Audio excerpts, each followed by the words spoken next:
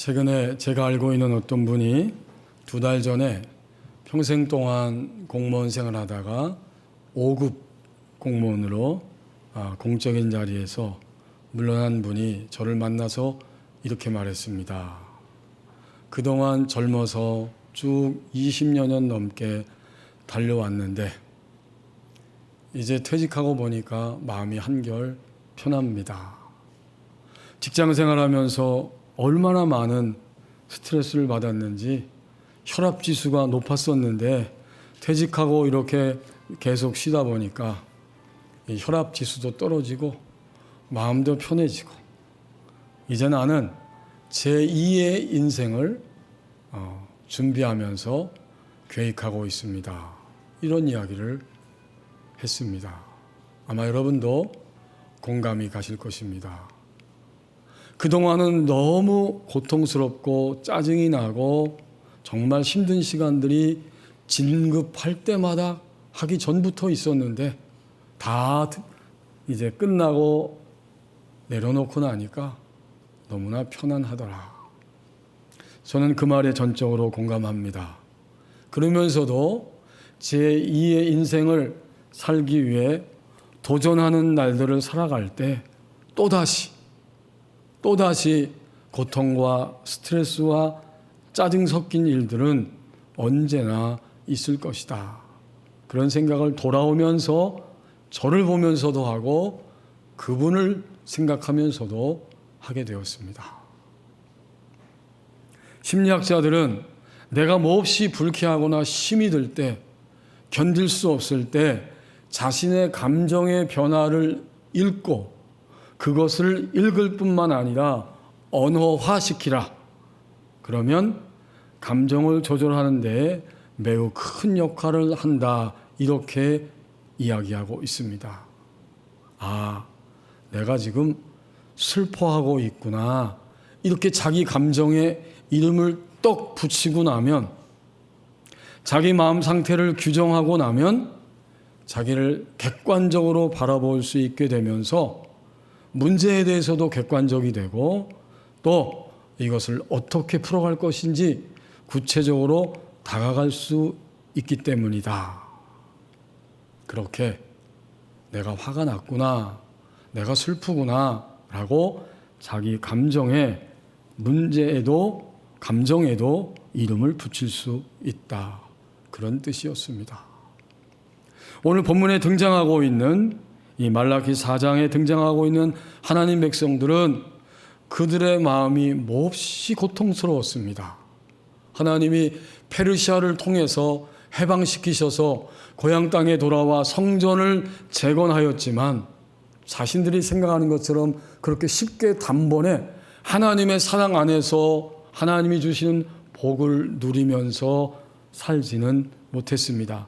금방 바로 찾아올 것 같았는데 여전히 이 귀환한 하나님의 백성, 성전을 재건한 공동체는 그 당시에 자신들을 하나님이 그들의 손길을 통해서 해방시켜 주신 바사나라, 페르시아 나라의 한 지방에 속했습니다.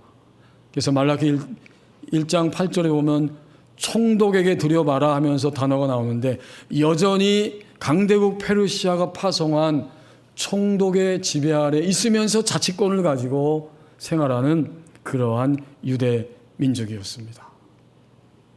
너무 힘들다 보니까 예배가 변질이 되고 또 그들이 형식적으로 예배하게 되고 제사장들도 자신의 직임을 제대로 지키지 않고 불성실하게 살면서 온통 공동체 전체가 어둠의 시기를 지나가고 있을 때 하나님이 역시 항상 시작은 하나님이 하시는 거죠.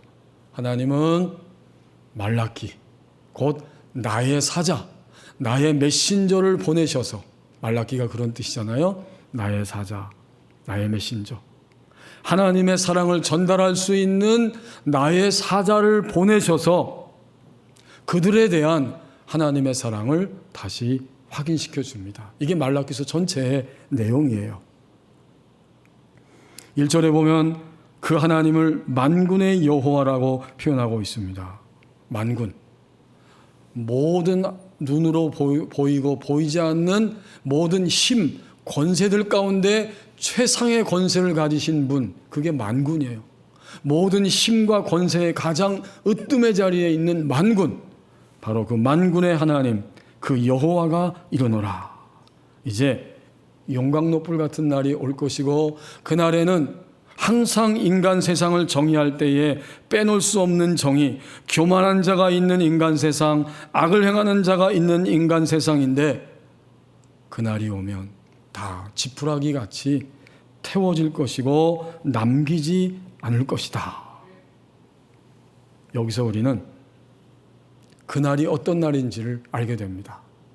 그날은 용광로불 같은 날이 오게 되는데, 이것은 곧 예수 그리스도께서 이 땅에 처음 오시는 날이고, 그리고 역사를 완전히 완성하시고 마감하시는 재림의 날입니다. 그렇다면 오늘 예배하는 저와 여러분은 어디에 살고 있을까요? 예수님이 이미 오신 이후에 살기 때문에 그날 이후에 사는 우리들에게는 예수님을 통한 치유의 손길이 역사하는 시대를 살아가고 있습니다. 우리는 다 치유받아야 할 존재잖아요. 예수님이 오시면서 치유는 이미 시작됐습니다. 악이 다 태워지는 그런 역사는 오늘 이미 진행되고 있습니다. 자, 여기서 그 악을 1절에서 구체적으로 교만한 자와 악을 행하는 자, 이렇게 표현하고 있죠. 이제 우리 법원일계 교우들은 교만이 뭔지는 여러 번 들었기 때문에 다 알고 계십니다. 만약 모른다면 다시 한번 확인해야겠습니다. 교만이 무엇인가? 교만의 1차적 의미는 나를 자랑함, 또 내가 군림하려 함. 이게 1차적 의미예요. 그런데 교만의 본질적인 의미가 있습니다. 더 깊은 본질적인 의미는 적어도 신자에게만 해당되는 의미인데, 하나님을 대신해서 내가 생각하고 내가 말하고 내가 행동하는 모든 것이 다 교만입니다. 그러니까 하나님의 자리를 내가 차지하고 앉아서 내가 생각하고 판단하고 말하고 행동할 때, 이것이 더 본질적인 의미에서의 교만입니다. 이렇게 교만을 정의하고 나면 그 다음엔 자연스럽게 악이 무엇인지, 악한 자가 무엇인지, 악을 행한다는 것이 무엇인지도 알게 되지요. 1차원적인 악은 나의 자랑과 군림하려 함으로 사람들에게 피해를 주는 것이 1차적 의미의 악한 자이고, 그렇다면 본질적인 의미의 악은 결국 무엇이냐면, 나의 행동으로 인해서 사람들이 하나님께 연결되는 것을 차단시키는 것, 바꿔 말하면 나의 행동으로 인하여 하나님께 사람들을 연결시키지 못하고 있는 것, 연결시키지 않고 있는 것, 이 모든 것이 총체적인 근본적인 악입니다. 그렇다면 오늘 2절에서 말씀합니다. 신자된 내가 어떻게 교만한 자와 악을 행하는 자의 자리, 그 상태에서 태워짐으로 치유될 수 있을까? 여러분, 우리의 고민이 늘 거기까지 가야 돼요. 악하다, 교만하다는 것을 발견하고 인정하는 자리에 그치는 게 아니고, 그렇다면 나의 이 교만과 악은 어떻게 태워지고 그리고 치유되어질 수 있을 것인가? 하나님이 다 말씀하시잖아요. 2절 말씀에 내 이름을 경외하는 너희에게는 공의로운 해가 떠올라서 치료하는 광선을 비추리니. 교만한 자와 악한 자가 치료받을 수 있는 길은 이거 한 가지입니다. 곧 하나님을 경외하는 자리로 가는 것이다. 하나님을 존중하고 하나님을 가장 앞세울 수 있는 자리로 가면, 그때 공의로운 해가 떠올라서 치료하는 광선이 비춰지게 된다. 이것은 몇 가지의 의미가 있지만 이런 이야기입니다. 곧 예수 그리스도의 현재적 임재가 나타남으로 드디어 나는 치유받는 자가 되어집니다. 이 말씀이 쭉 순서대로 연결되어 있어요.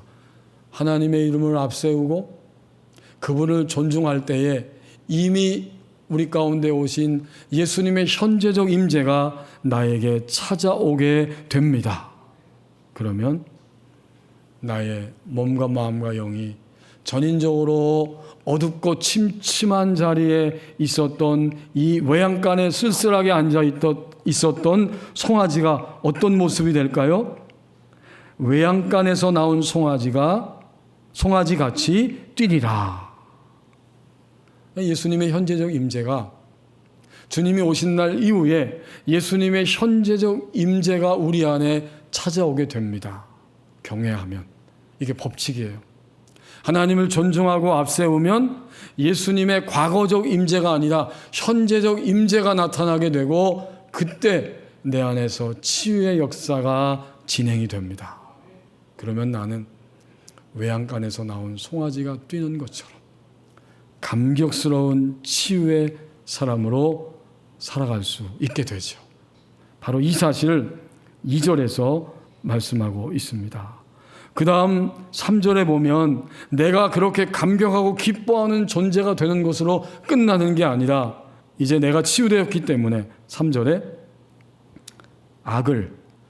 악인을 밟는 역사가 일어나게 됩니다. 그들이 내가 정한 날에 너희 발바닥 밑에 재와 같으리라. 이 구약시대에는 하나님이 예수 그리스도 메시아를 통해서 앞으로 이 일을 이룰 것이다라고 말씀하고 있지만, 예수님은 이미 오셨어요.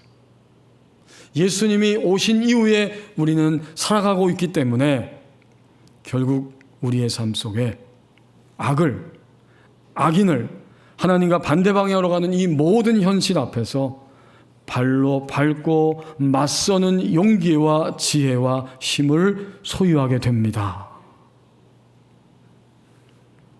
말라기 선지자 시대에 이 백성들이 자신들의 아픔과 병듦과 그 고통을 호소하다가 원망하고 절망하며 살아가고 있었던 것처럼 21세기의 신자인 나 자신도 종종 이렇게 하나님의 사랑을 빼앗기고 잃어버린 채로 고통과 단지 아픔만을 호소하며 살아가고 있지는 않습니까? 하나님을 사랑하는 자리까지 갈 생각도 없고 갈 힘도 없습니다. 왜? 단지 오늘 나의 현재가 고통스럽고 힘들고 아프기 때문에. 인간은 잉태되는 순간, 어머니 뱃속에서 잉태되는 순간부터, 그리고 출생하고 이 땅에 나와서 세상을 살아가는 시간들, 지금 나의 나이만큼 살아온 시간들까지 다 합쳐서 몸과 마음의 영에 가해진 병들이 있습니다. 사실 정직하게 말하면 우리는 여전히 한 부분에 있어서는 다 환자입니다. 나만 모를 뿐이지 어떤 상황이 벌어지면 내 안에 어떤 부분이 고통스럽고 아픈지가 객관적으로 다 드러나게 됩니다. 자랑하는 사람은 자랑하는 병을 가지고 있어요. 끊임없이 그 입에서 자기 자랑이 쏟아져 나옵니다. 시기하는 사람은 끊임없이 시기심에 시달리고 있는 자기 자신을 비참하게 발견할 때가 옵니다. 이게 다 환자죠. 근데 감사하게도 그날 이후에 용광로불과 같은 날이 이를 것이라고 했는데, 모든 것을 다 태워버릴 수 있는 날이 오는데, 예수 그리스도의 처음 찾아오심과 앞으로 역사를 마감하시고 완성하심으로 재림하시는 그 시간입니다. 주님은 이미 우리 가운데 오셨잖아요. 그날 이후로 우리는 나를 살리는 치유의 역사를 맛보았기 때문에 예배 자리에 나와서 오늘도 하나님을 예배하고 있습니다. 그리고 이 치유받는 날은 끝이 아니고 현재 진행형입니다. 아까 서두에서 말씀을 나눌 때 문제에도 자기 감정에도 이름을 붙인다고 했는데 우리가 직면하는 모든 문제에도 이름을 붙일 수 있다고 이 심리학자들은 이야기합니다.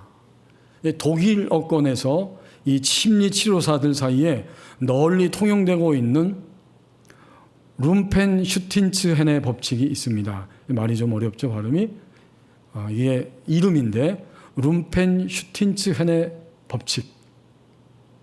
이건 동화책에 나오는 난쟁이의 이름입니다. 가난한 집 방앗간에 한 딸이 있었는데 어느 날 난쟁이가 나타나서 내가 너를 왕비로 만들어 줄 테니까 아기를 낳으면 나한테 달라. 반드시 약속을 지켜라. 그렇게 약속했고 결국 이 딸은 왕과 결혼해서 아기를 낳습니다. 낳자마자 난쟁이가 몰래 가서 이 아기를 달라고 했을 때 이 왕비는 너무나 슬펐습니다. 그리고 결단코 줄 수 없다고 울며 매달리게 되죠. 그러자 난쟁이가 불쌍한 생각이 들어서 이렇게 말했습니다. 앞으로 사흘 안에 내 이름을 알아맞추면 내가 아기를 데려가지 않겠다. 드디어 신하들은 전국 방방곡곡을 다니면서 이 난쟁이의 이름을 알기 위해서 모든 정보를 다 수집했지만 시간은 가고 난쟁이의 이름만은 알 수가 없었어요.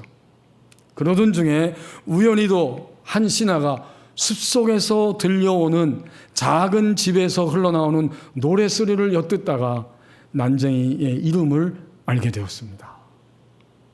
왕비에게 달려갔습니다. 이 난쟁이는 너무 신나서 아기를 데려올 것이 신나서 노래를 흥얼거리다가 그만 자기의 이름을 말해버린 것입니다.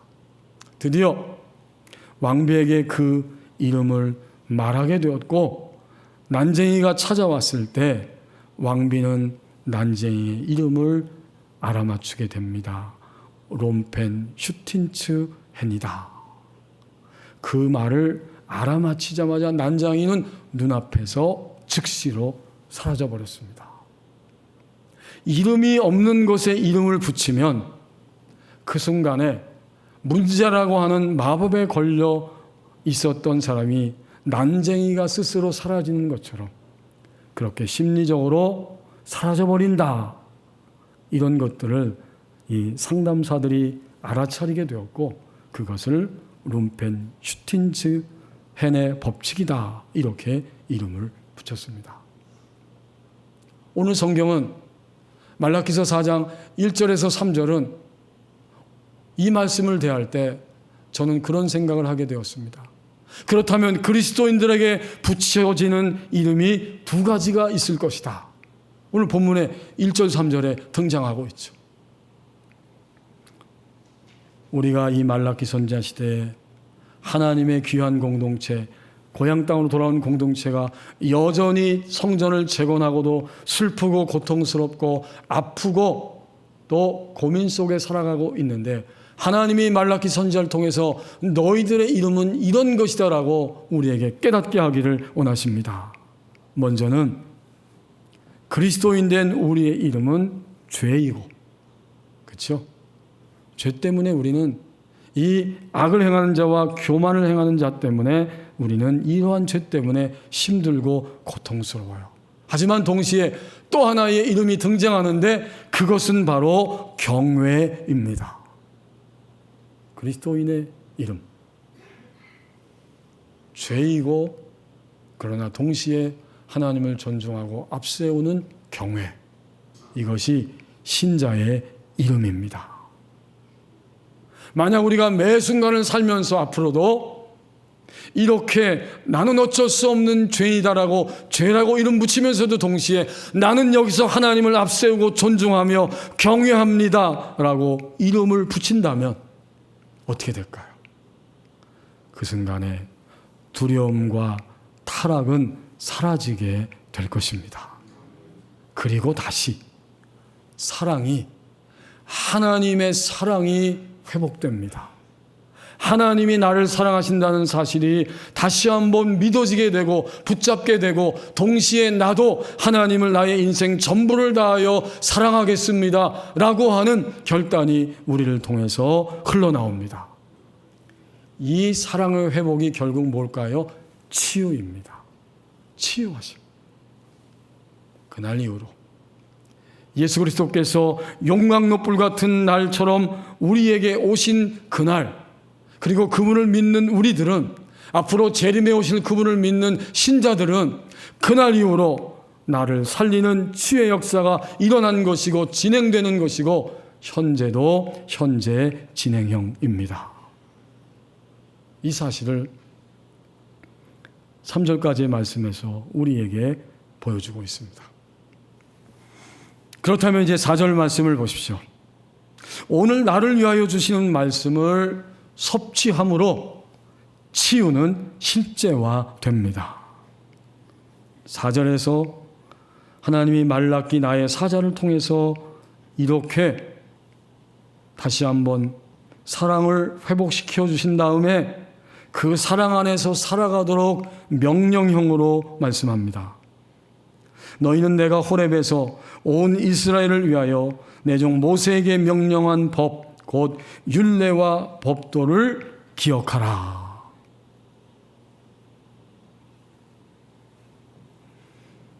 귀환하였음에도 불구하고 여전히 불만족과 불만과 또 고통을 호소하고 있는 백성들, 제사장들은 예배를 제대로 드리지 않고 드리지 못하고 있고, 백성들도 11조와 재물에 관해서 모세를 통해 주신 규례를 무시해버리면서 그들은 살아가고 있고, 하나님과 언약 관계를 맺은 계약의 백성이라고 하는 희망이 점점 소망이 희미해진 채 살아가고 있습니다.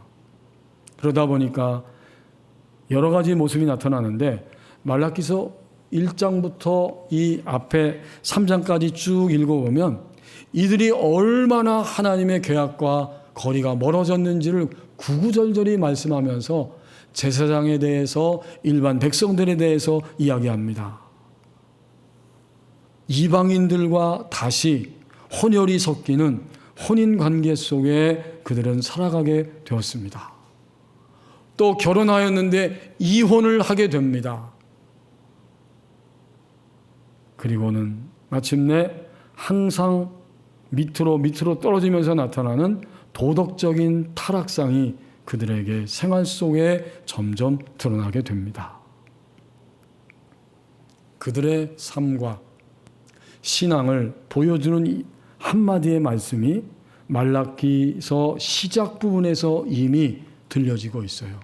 하나님은 먼저 실체를 보여주시고 진단해 주시고, 그 다음에 쭉 그들의 죄악상을 말씀하시고, 마지막 4장에 와서 그러한 죄악상에서 치유될 수 있다는 소망의 말씀을 주시는 거예요. 이게 말라기의 순서예요.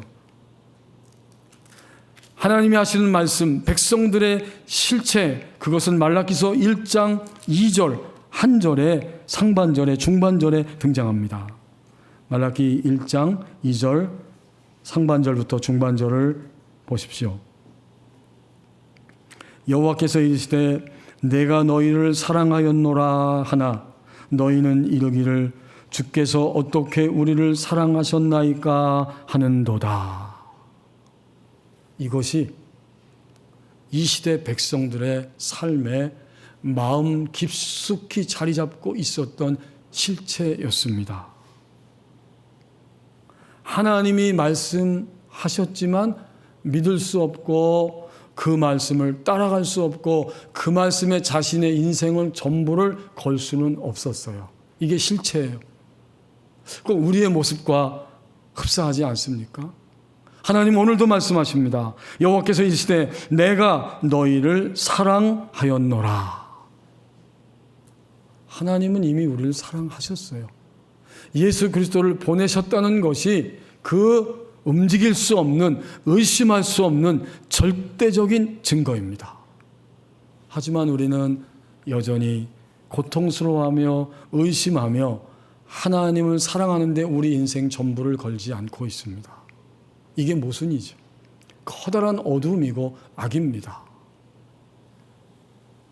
너희는 이르기를 주께서 어떻게 우리를 사랑하셨나이까 하는도다. 요 한마디에 나머지 말라기서 전체가 다 담겨 있어요. 우리는 어떻습니까? 하나님이 지금 과거적으로 이미 그리고 오늘 앞으로도 나를 사랑하신다는 사실을 확신할 수 있습니까? 확신하는 사람이 치유받는 사람이에요. 하나님의 사랑을 믿는다는 것이 내가 치유받는다고 하는 증거입니다. 자, 이제 다시 본문 4장 4절 말씀으로 돌아와서 보십시오. 이 치유의 역사가 현재 진행형이지만 오늘 나를 위하여 주시는 말씀을 섭취함으로 섭취할 때마다 치유는 내 안에서, 나의 가정에서, 나의 직장에서, 나의 삶 전체에서 실제화되어집니다.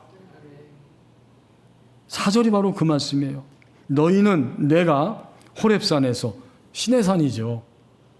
하나님이 하나님의 백성들을 사랑하셔서 애굽에서 구출하여 주시고 이제 하나님과 언약 관계 속에 들어가게 하시면서 신의 산으로 이끄셨습니다. 그리고 나는 너를 종되었던 집 애굽에서 구원해낸 너희 하나님 여호와다.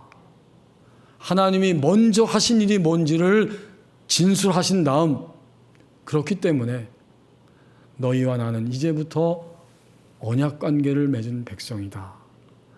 나는 너희를 구원하였고 너희는 나의 사랑 안에 있는 존재가 되었기 때문에 앞으로 인생을 살면서 나의 사랑 안에 들어오기만 하면 된다. 이 언약을 하나님이 맺으셨어요. 그것을 다시 구약성경 가장 마지막 책인 말라기 선지자의 입을 통해서 말씀하고 있습니다. 구약 전체가 들어있는 거예요. 구약은 이걸 설명하고 있어요. 인간은 아담과 하와를 통해 타락의 역사 속으로 떨어졌지만 하나님은 한 민족, 가장 유일한 이스라엘 백성들을 선택하시고 그들을 구출하셔서 하나님과 언약 백성으로 다시 회복시켜 주셨습니다. 이건 다 구약의 이야기예요. 그래서 이 4절 속에는 구약 전체가 담겨져 있습니다. 하나님과 언약 관계를 맺은 사람은 이스라엘 한 민족이었다. 동시에 우리는 이스라엘 한 민족을 넘어서 온 인류와 언약을 맺으신 분이 오게 되셨는데 그분은 예수 그리스도이십니다. 우린 동시적으로 읽을 수 있어야 돼. 이 본문을 대하면서. 이제 4절에 보십시오. 온 이스라엘을 위하여 언약 관계를 맺었는데 내 종 모세에게 명령한 법, 그 법은 다시 풀어서 말씀하죠. 곧 율례와 법도를 기억하라. 기억하라 이 말은 내가 그냥 애를 써가지고 어떠하든지 놓치지 않기 위해서 붙잡고 있어야 된다, 이런 의미를 담고 있죠. 그러면서 이 기억하라는 말 속에는 외적인 행동과 연합된 정신 자세, 이런 뜻이에요. 그러니까 내 행동이 이렇게 나오는 것은 왜 나올 수 있어요? 내 안에 정신 자세가 이미 세워져 있기 때문에 이런 행동이 나오는 거예요. 이게 같이 있는 거예요. 함께 가는 거예요. 이게 기억하는 거예요. 8월 15일 광복절을 우리는 맞이하고 벌써 8월 달 지나고 9월 달이 되어서 우리는 그저 그런가 보다 하고 광복절을 흘러보낼 수 있습니다.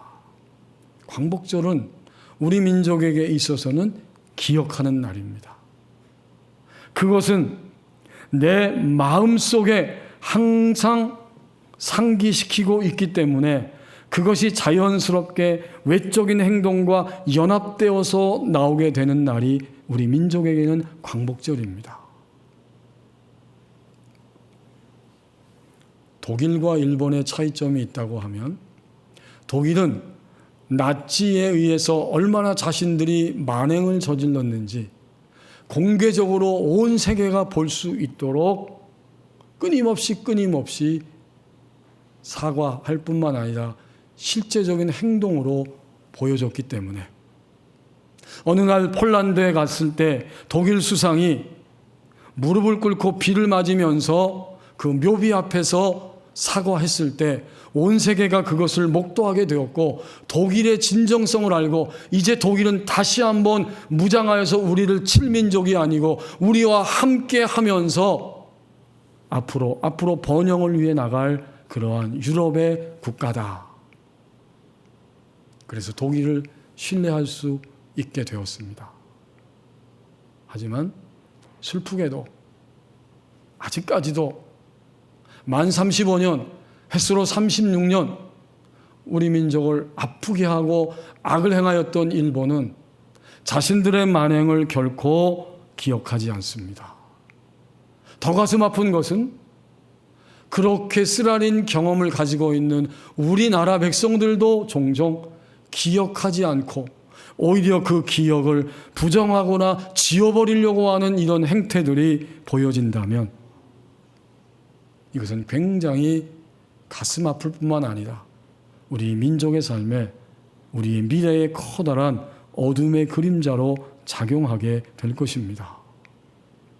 그러므로 오늘 이 기억하라고 하는 이 한마디는 가벼운 이야기가 아니에요. 내 속에서 그것이 이미 자리를 잡았기 때문에 그것이 겉의 행동으로 자연스럽게 하나로 나타날 수 있는 상태, 이것이 기억하라라고 하는 말씀의 의미입니다. 그러면서 여기 보면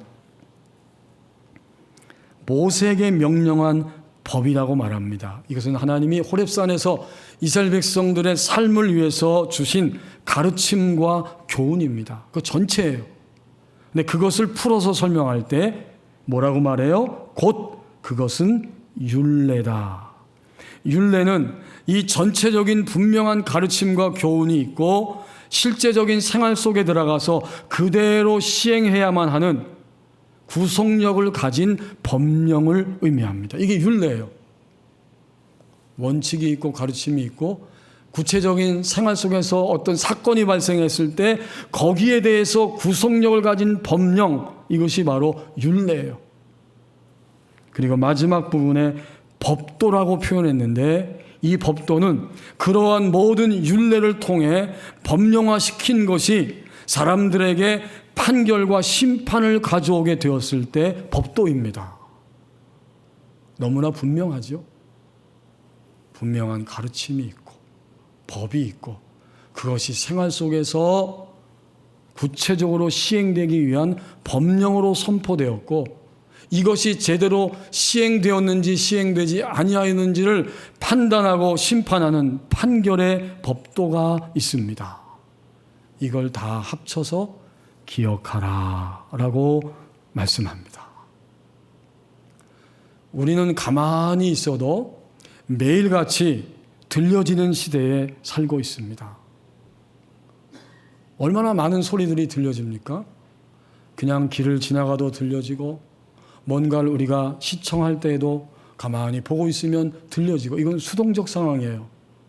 하지만 기억하라고 하신 말씀을 오늘 본문을 통해서 우리에게 하고 계시는데 이것은 내가 관심사와 해결책에 귀를 기울이며 생활하고 능동적인 상황으로 우리의 생활이 진행되는 것처럼 귀를 기울이고 하나님이 내게 무엇을 말씀하고 요청하고 이끌어 주실 것인가를 적극적으로 귀를 기울여서 경청하는 것을 말합니다. 그냥 막 들려지는 대로 사는 것은 수동적이에요. 근데 기억하라고, 능동적으로 기억하라고 말합니다. 오늘 나의 삶 속에서 하나님은 계속 말씀하고 계시는데 매일 그리스도인의 삶은 오늘 나를 위하여 내게 들려주시는 하나님의 말씀이 있습니다. 만약 우리가 오늘 살고 있는데 오늘도 살고 내일 아침 눈을 떴다면 그날은 어떤 날이 되는가? 내일도 하루가 허락된다면 그날은 새롭게 나에게 들려주시는 말씀을 섭취하는 축복과 특권을 받은 날이 되어집니다. 이게 하나님의 백성이에요. 그래서 4절 말씀은 우리에게 분명히 깨닫게 하기를 오늘 나를 위하여 주시는 말씀을 섭취할 때 드디어 치유는 나 자신에게 실제로 일어납니다. 바로 그런 이야기를 들려주고 있어요. 지난 토요일 오전에 어떤 성도에게 전화가 왔습니다.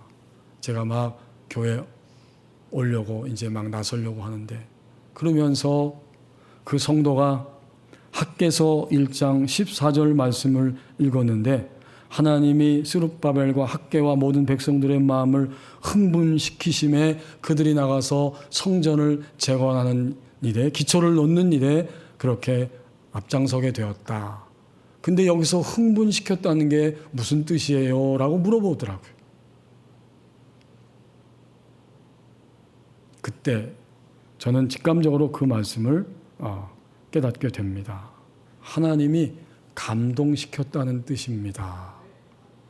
사람들의 마음을 감동시켰다, 그런 뜻입니다. 그리고 좀 더 정확히 말하면 그때 사람들의 마음을 감동시킨 게 아니라 원어에 보면 루하흐, 영입니다. 하나님이 찾아오시고 임재해 계신 사람들의, 그리스도인들의, 신자들의 영혼을 감동시키니까 그들은 일어나서 그날 자신들에게 그날 하루 동안에 주신 분량의 말씀, 나를 위하여 주신 말씀을 섭취하게 됩니다. 여러분, 오늘 아침에 식사하시고 또는 식사하기 전에 비타민 한 가지, 영양제 한 가지 이상 다 드셨지요? 아마 다 먹고 오셨을 거예요. 꿀꺽 삼켰을 것입니다. 섭취한 거죠. 흡입하고 받아들인 것입니다. 그러니까 하나님의 말씀을 섭취할 때마다 그 말씀이 나의 마음을 감동하고 움직이면서 마침내 내 안에서 전인적인 치유의 역사를 향해 나가게 합니다. 우리는 하루를 시작할 때 이렇게 시작하게 됩니다. 제가 그 성도의 말씀을 들으면서 제게도 적용이 됐어요. 오늘도 하나님은 나에게 분명히 감동의 말씀을 주실 것이다. 그걸 믿게 되었고, 두 번째는 내가 그것을 들려달라고 주님께 기도해야 하겠다. 세 번째는 들려주시는 대로 나는 따라가면 된다. 여기까지가 섭취예요. 여러분, 다시 한번 되새깁시다. 먼저 들려주신다는 약속을 믿고 확신하라. 두 번째는 제게 듣게 하옵소서 귀를 기울이라. 세 번째는 들려주시면 들려주신 대로 믿고 따라가라. 따라가는 데까지 갔을 때 섭취한 거예요. 어떻게 될까요? 섭취하면 결과는 건강한 그리스도인이 되고 더 생생하게 삶 속에 하나님이 함께 하시는 역사들이 나타날 수 있게 됩니다. 이제 우리는 다시 한번 깨닫기를 원합니다. 다른 사람이 아니에요. 남편 먼저, 아내 먼저, 누구 먼저, 권사님, 집사님, 장로님, 목사님 먼저가 아니라 개인적인 나 자신의 섭취가 일어나야 합니다. 어제 말씀은 이미 지나갔어요. 오늘 허락된 날 새롭게 나의 상황 속에 가장 분명하고 적절한 말씀을 들려주실 때 내가 섭취하게 되고, 내가 섭취했기 때문에 함께하는 가정과 목장과 교회 공동체 안에서 섭취한 말씀을 서로 나누는 거예요. 이미 교회는, 현재도 교회는, 앞으로 21세기에도 교회는 하나님 말씀을 섭취한 자가 있고 그것을 함께 나누는 자들이 있게 됩니다.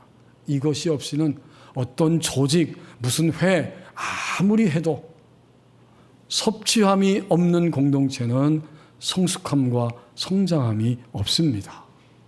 거기는 어떤 치유의 역사도 일어나지를 않게 됩니다.